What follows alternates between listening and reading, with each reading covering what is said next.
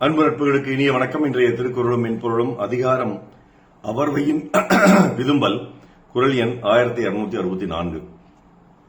கூடிய காமம் பிரிந்தார் வரவு உள்ளி கோடு கொடு ஏறும் என் நெஞ்சே.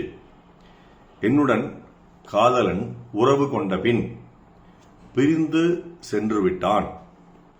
அந்த தலைவன் திரும்பி வருவதை நினைத்து என் நெஞ்சம் மரக்கிளையின் மீது ஏறி பார்க்கிறது அவன் வருகிறானா என்று. My mind is climbing on the branches of the tree to see the return of my lover who had separated from me after giving intense love. என் துழிப்பா, காதலுடன் கலந்து பின் பிரிந்து சென்று இன்று திரும்ப வரும் தலைவனை காண மரமேறியது என் மனது. காதலுடன் கலந்து பின் பிரிந்து சென்று இன்று திரும்ப வரும் தலைவனை காண மரமேறியது என் மனது. கவிப்பேரரசு அவர்கள் இந்த குறளுக்கு என்ன உரை சொல்லியிருக்கிறார் என்பதை காண்போம். காமத்தின் சுவை கண்டவர்தானே, வேட்கை அவரையும் விடாதுதானே, அந்த ஆசை சுமந்து வந்தே தீருவார் என்பதை நினைத்து குன்றுபோல் என் நெஞ்சு விம்மி விம்மி எழுகின்றது என்று சொல்கிறார் வைரமுத்து அவர்கள். இவருடைய உரை வேற மாதிரி இருக்கு. ஆனா பலருடைய உரை அந்த மரக்கிளையில் ஏறி பார்க்கறது அப்படிங்கிற மாதிரி இருக்கு.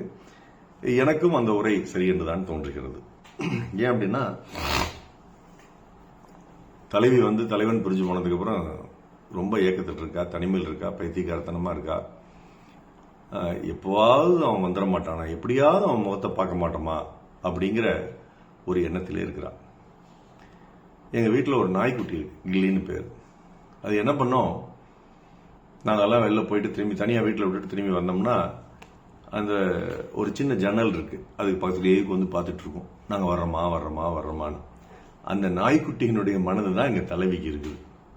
அது தப்பு இல்லைங்க, அப்படிதான் இருக்கும், அப்படிதான் இருக்கணும். ஒரு நல்ல பாசம், நல்ல காதல், நல்ல அன்பு கொண்ட ஒரு குடும்ப தலைவனுக்குள்ள ஒருத்தர் போயிட்டு திரும்பி வர வரைக்கும் ஒருத்தர் அந்த வருகை எதிர்த்தெடுத்து பார்த்து பார்த்து கண்கள் பூத்திருக்கும் என்று நீ வருவாய் என அப்படின்னு ஒரு பாட்டு இருக்கு இல்லையா, அந்த மாதிரி பார்த்துக்கிட்டே இருக்கணும். அது ஏன் அப்படி பார்த்துட்டே இருக்கிறாங்க அப்படின்னா, அந்த அளவுக்கு அவங்களுக்குள்ள ஒரு அன்பு, காதல், பாசம், காமம் எல்லாமே இருந்திருக்கு. ரெண்டு பேரும் ஒன்னா இருந்தப்போ இப்போ அவன் பிரிஞ்சு போயிட்டான்.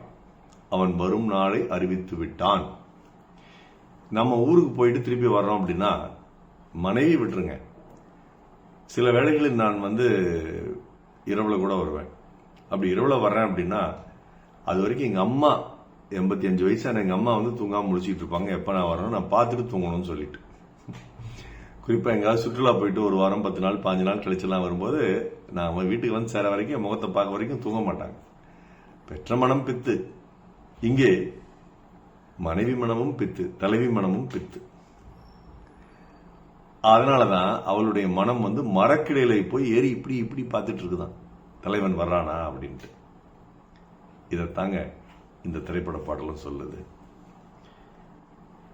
காலங்கள் உள்ளவரை கன்னியர்கள் யாருக்கும் இந்த காதல் வர வேண்டாமடி, எந்தன் கோலம் வர வேண்டாமடி, 8 அடுக்கு மாளிகையில் ஏற்றி வைத்த என் தலைவன் விட்டு விட்டு சென்றானடி, இன்று வேறுபட்டு நின்றானடி என்ற பாடல். கண்ணதாசன் வரிகள், சுசீலா பாட்டு, நெஞ்சிருக்கும் வரை என்ற படம் நினைக்கிறேன், MSV இசை.